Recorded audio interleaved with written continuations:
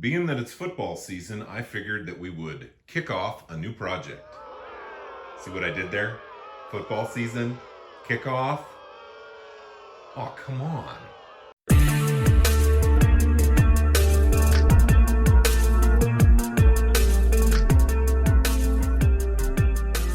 Greetings, fellow DIYer, and welcome to my video.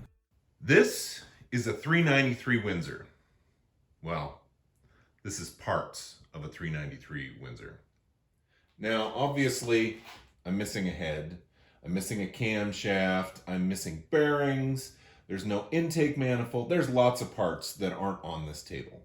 But I just wanted to give you a sampling of what we've got coming up. So the foundation of this project is an F4 TE block. It came out of a 95 F-150, and it has been bored 30 over and is completely set up and ready to go for this stroker kit. Now, the nice thing about this block is that it is a roller block, so I'm going to be able to run a roller cam without any aftermarket upgrades. One really important thing with these blocks is the ones set up from the factory to run a roller cam sometimes have a crack right here and right here where this hole that's been drilled and tapped and this hole that's been drilled and tapped intersects the cam bearing location. So right there is where the crack typically forms, and it typically runs this direction, and it's in cam bearing location 2 and 4. All the information I've seen about these cracks is usually they're visible to the naked eye. Not only do I not see one in this location on mine, here 2 or 4, I also had this block magnafluxed, and there were no cracks or any concerns about its viability for a rebuild. So it's an excellent candidate for this project. So this is a Flowtech thumper head. According to Flowtech's website, it flows a whole lot better than Flowtech's standard head. So that's why I purchased this for this project. It's got 60cc combustion chambers, which is going to work out with the dish on the pistons is going to work out to 9:5-1 total compression. So this should be a very streetable motor with quite a bit of power. Over here, we have an Eagle crankshaft. Now, this is what makes this a stroker. This gives you the extra stroke that allows for the extra displacement. I had to have this balanced at the machine shop. The machine shop said Eagle cranks, they are sometimes a little harder to balance, but he didn't have any problem getting this one balanced up and ready to go. And then while this was getting its work done, I had them go ahead and mount the connecting rods to the pistons. So what we have here is a 3.85 length connecting rod going to a 302 piston. And it's this combination right here that gives us the 393. If I wanted to run a stock crank, stock rods, stock pistons in this, we're going to have a 351. But by going with the extra long stroke of this crank, the shorter pistons and the longer rods, we can kick that displacement up to 393. Now you may be wondering, with all the kits out there on the market, the 393, the 408, the 427, why did I choose to go with this one? Well, there's several reasons.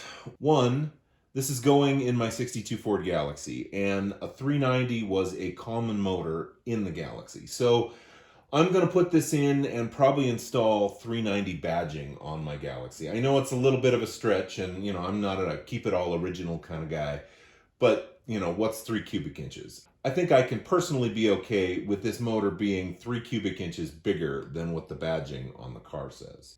Also, I wanted to keep it simple. I like the fact that this kit uses the 302 pistons. I like the fact that I don't have to modify this block. Now, I am going to double check clearances. I'm going to make sure that none of these bolts for the connecting rods come in contact with the body of the motor. But it should all fit without having to mess with any of that. When you get into some of the bigger sizes, especially like the 427, you do have to clearance the block to get everything to fit properly. So I'm doing this project because the name of the channel is Days Cars, and I figured it was about time that I do something relating to cars. As we go through this project, I'm going to assemble this motor. I'm going to film some of it. I am not a master engine builder. I've put together a few motors. Those motors are still running, so I must have done something correctly.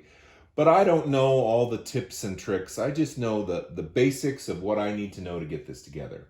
So this is not going to be a start to finish, every nut, every bolt, every torque sequence. We're not going to do all of that. But what I am going to do is go through and show you the things that I think are interesting. You know, we're going to spend a little time looking at these thumper heads. We're going to spend some time looking at the install of cam bearings. I used my lathe to make my own cam bearing install tool. And so I'm going to show you in a video that, and I'm going to show you how I use it. The cool part about it is if you have a lathe, that's a simple project. So we're going to talk about that. I'm going to go through and show you some tips that I've picked up on dressing and painting this block.